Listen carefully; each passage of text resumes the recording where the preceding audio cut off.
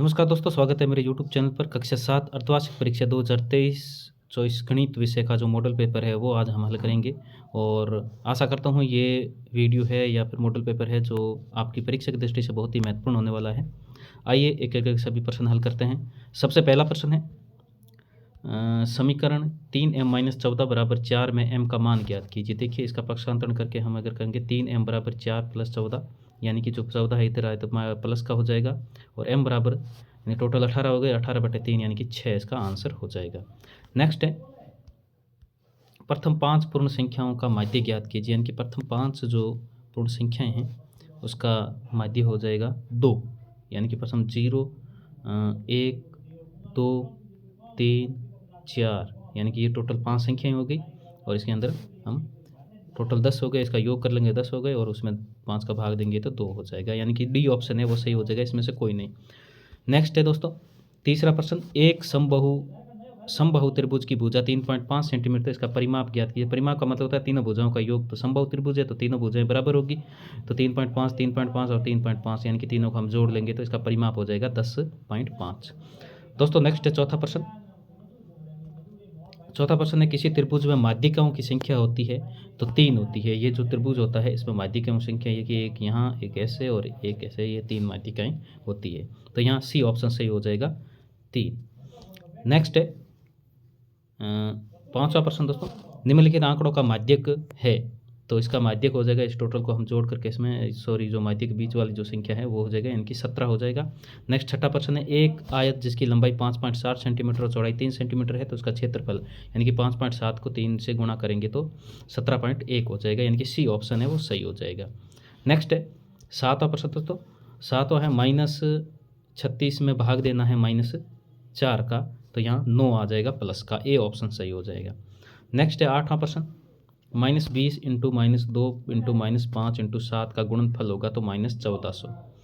Next है नौवां प्रश्न, निम्नलिखित संख्याओं का बहुलक ज्ञात कीजिए, यानी कि बहुलक जो ज़्यादा बार आए वो बहुलक हो जाएगा, यानी कि 5 है, जो 5 है 1 2 3 4 बार आया है सबसे ज़्यादा बार, तो यहाँ 2 हो जाएगा इसका बहुलक, तो बी ऑप्शन सही हो जाएगा। नेक्स्ट है 10वां प्रश्न, ऐसा कोण ज्ञात कीजिए जो अपने पूर्व कोण के समान हो, तो यहाँ 45 हो जाएगा। नेक्स्ट है खाली स्थान भरना है, सारणी में दिए गए उचित शब्द का चयन करते हुए रिक्त स्थानों की पूर्ति कीजिए, तो यहाँ जो सारणी के अंदर दिए हुए हैं वो रिक्त स्थान के अंदर भरना है। यहाँ -3 इंटू -9 होते ही ये प्लस के 27 हो जाएगा, तो खाली स्थान में -9 आ जाएगा। दूसरा प्रश्न है एक त्रिभुज जिसकी तीनों भुजाओं की माप समान हो तो उसको समबाहु त्रिभुज कहलाता है। तीसरा प्रश्न है यदि दो कोण संपूरक है तो उसके मापों का योग 180 डिग्री होता है, यानी कि संपूरक कोण, यानी कि ऐसे दो कोण जिसका योग होता है 180 डिग्री होता है उसको संपूरक कोण कहते हैं।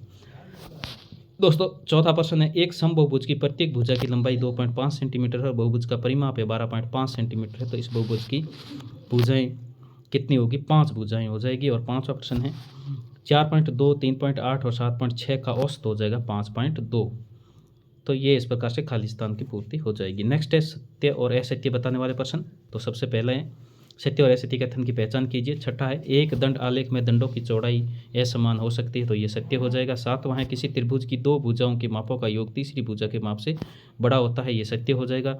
नेक्स्ट है आठवां दो भिन्नों का योग एक भिन्न होता है, तो ये असत्य हो जाएगा, कोई ज़रूरी नहीं है, जैसे 1/2 प्लस 1/2 हम जोड़ते हैं तो उसका मान 1 आता है, तो ये भिन्न नहीं।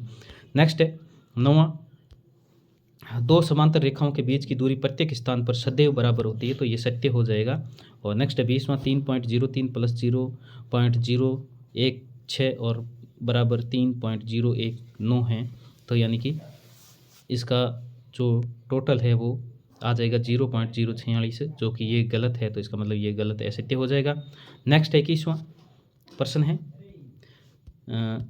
त्रिभुज ABC का C एक समकोण है यदि AC 5 सेंटीमीटर है, BC 12 सेंटीमीटर है और AB की लंबाई ज्ञात कीजिए। तो यहाँ ABC इस प्रकार से त्रिभुज बना लेंगे और यहाँ कोण समकोण है और यहाँ 5 सेंटीमीटर, ये भुजा 12 सेंटीमीटर, ये हम कर्ण ज्ञात करेंगे। तो कर्ण बराबर 5 की स्क्वायर प्लस 12 की स्क्वायर, यानी कि लंब की स्क्वायर प्लस आधार की स्क्वायर, इस प्रकार से, और उसका रूट हो जाएगा। तो यहाँ कर्ण बराबर हो जाएगा 25, यानी कि 5 है, एक जो आधार है वो 5 और लंब है वो 12 सेंटीमीटर है, तो इसके स्क्वायर करके 25 हो जाएगा। यहाँ 144, टोटल को जोड़ेंगे तो यहाँ कर्ण बराबर 169 रूट और इसको रूट हटाएंगे तो यहाँ हो जाएगा 13। तो कर्ण का मान आ जाएगा 13। तो यहाँ 13 हो जाएगा तीसरी भुजा की लंबाई। नेक्स्ट है x का मान ज्ञात कीजिए, यानी कि ये जो त्रिभुज है इसका x का मान ज्ञात करना है इस कोण का। तो यहाँ देखिए बाह्य कोणों का मान आंतरिक दो कोणों के योग के बराबर होता है, यानी कि ये जो बाह्य कोण होता है किसी भी त्रिभुज का, तो यहाँ पर जो ये दो आंतरिक कोण होते हैं तो इन कोणों के योग के बराबर होता है। तो देखिए यहाँ जो बाह्य कोण है 120 डिग्री का है, तो ये 50 का है, तो 120 में से 50 घटाएं तो ये 70 का जो हो जाएगा। तो इस प्रकार से ये हो जाएगा, यानी कि 50 प्लस x बराबर 120 हो जाएगा। तो x बराबर 120 माइनस 50 यानी कि 70 डिग्री हो जाएगा। नेक्स्ट है 23वां प्रश्न दोस्तों, ज्ञात कीजिए 2/5 में भाग देना है 1/2 का। तो यहाँ देखिए 2/5 में भाग 1/2 का देना है तो भाग देते हैं, तो यहाँ गुणा का चिन्ह करते हैं, इसको संख्या को हम उल्टा कर देते हैं। 1/2 है तो 2/1 हो जाएगा और इसको हल करेंगे तो 4/5 आ जाएगा। नेक्स्ट है वैसे ही दूसरा 4/9 में भाग देना है 2/3 का, तो यहाँ 4/9 लिख दिया और यहाँ गुणा का चिन्ह करते ये संख्या है जो उल्टी हो जाएगी, यानी कि 2/3 है वो 3/2 हो गया और इसको हम हल करेंगे तो 2/3 इसका आंसर आ जाएगा। दोस्तों नेक्स्ट है दिए गए प्रश्नों के उत्तर दीजिए, यानी कि कौन है वो XYZ का हमें मान ज्ञात करना है। यहाँ पर देखिए यहाँ पर ये x का मान कितना हो जाए, x का मान 55 डिग्री, क्योंकि ये सम्मुख कोण है। देखिए 55 डिग्री है ये कोण, तो इसके सामने वाला भाई x का मान भी 55 डिग्री आएगा, क्योंकि ये सम्मुख कोण हमेशा बराबर होते हैं। और y का मान हो जाएगा, ये जो y है देखिए यहाँ ये कोण बना हुआ है ये 180 डिग्री का है टोटल, 55 प्लस y, तो यहाँ y का मान यानी 180 में से हम 55 घटाएंगे तो 125 डिग्री y का मान आ जाएगा। वैसे ही z हो जाएगा, यानी कि z है वो y का सम्मुख कोण है, तो ये भी 125 डिग्री का हो जाएगा और इस प्रकार से ये हल हो जाएगा। नेक्स्ट है 25वां प्रश्न, हल ज्ञात कीजिए। 4 ब्रैकेट में m + 3 = 16, तो इसको 4m + 3 = 16, यानी कि 4m प्लस यानी 4 को m से गुणा करेंगे और फिर 3 से गुणा करेंगे तो 4m + 12 = 16 और इसका पक्षांतरण करेंगे तो 4m = 4 और m = 4/4 यानी कि 1 हो जाएगा इसका आंसर, m का मान आ जाएगा। नेक्स्ट दूसरा इसी प्रकार होगा, -2 को पहले x से गुणा करेंगे और फिर 3 से गुणा करेंगे और बराबर 8, तो ये संख्या आ जाएगी। उसके बाद में 2x बराबर यानी कि 2x बराबर 8 + 6 यानी कि x बराबर 14/-2 तो -7 इसका आंसर हो जाएगा। नेक्स्ट है दोस्तों 26वां प्रश्न, यदि L और M यानी कि जो रेखाएं हैं L और M यदि समांतर है तो x का मान ज्ञात कीजिए।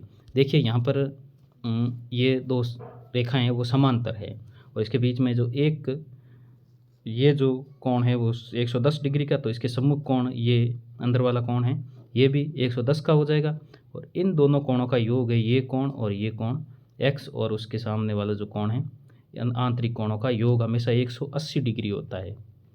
तो 180 में से अगर हम 110 घटाएंगे तो x का मान 70 डिग्री आ जाएगा, जो कि यहाँ इस प्रकार से हमें हल करना है। देखिए 110 + x = 180 डिग्री, तो x बराबर हो जाएगा 180 - 110 यानी कि x बराबर 70 डिग्री। नेक्स्ट है दोस्तों, यहाँ राजू के पिता की आयु राजू की आयु के 3 गुणे से 5 वर्ष अधिक है, तो राजू की आयु ज्ञात कीजिए यदि उसके पिता की आयु 44 वर्ष है। तो यहाँ देखिए माना राजू की आयु है x वर्ष है और पिता की आयु 44 वर्ष हो जाएगी। तो यहाँ देखिए राजू के पिता की आयु राजू की आयु के 3 गुणे से 5 अधिक है, तो 3 × x यानी कि राजू का 3 गुणा कर दिया x का, राजू की आयु का 3 गुणा तो 3x हो जाएगा। 5 अधिक है तो प्लस के 5 और बराबर में किसके 44 करेंगे तो ये दोनों बराबर हो जाएंगे, यानी कि उसके पिता की आयु के बराबर है। तो यहाँ 3x = 44 - 5 हो गया, 3x = 39, तो x = 39/3 यानी कि 13 वर्ष। तो राजू की आयु हो जाएगी 13 वर्ष, इसका आंसर हो जाएगा। नेक्स्ट है दोस्तों 28वां प्रश्न, निम्नलिखित आंकड़े किसी कक्षा के 6 विद्यार्थियों द्वारा 600 में से यानी कि प्राप्त किए गए कुल अंकों को दर्शाते हैं, तो इन्हें एक दंड आलेख के द्वारा निरूपित कीजिए। देखिए यहाँ पर मैंने ये दंड आलेख बनाया है, तो इसको यहाँ 600 में से हैं, तो सबसे पहले 100, 200, 300, 400, 500, 600 इस प्रकार से हम इसको दे देंगे मार्क्स और यहाँ पर दंड बना देंगे अमित, अभिनव, भानु, दीपक और अंजलि और गीतिका। तो ये और इसके मार्क्स है उस हिसाब से हम इसका दंड बना देंगे। देखिए अमित है तो अमित के 450 अंक है, तो ये 400 से आधा ज़्यादा, तो यहाँ पर दंडालेख 450 तक बना देंगे। अभिनव है 500 है तो 500 के बराबर हम यहाँ दंडालेख बना देंगे। भानु है, भानु के 300 है तो 300 के बराबर हम यहाँ बना देंगे। दीपक है, दीपक के 360 है तो यहाँ पर 350 से थोड़ा ऊपर से यहाँ तक बना देंगे। वैसे अंजलि है तो अंजलि के 400 अंक है तो 400 बना देंगे, और गीतिका है, गीतिका के 540 है तो यहाँ तक बना देंगे। तो इस प्रकार से ये दंडालेख हम बना देंगे। तो दोस्तों ये था कक्षा 7 विषय गणित का अर्धवार्षिक परीक्षा 2023-24 की 23-24 का मॉडल पेपर और विषय गणित, और पूर्णांक है वो 40 नंबर का है। आशा करता हूँ ये वीडियो आपको अच्छा लगा होगा और आपके परीक्षा की दृष्टि से काफ़ी महत्वपूर्ण होगा। और अगर मेरा वीडियो अच्छा लगे तो इसको लाइक करें और चैनल को सब्सक्राइब ज़रूर करें। धन्यवाद।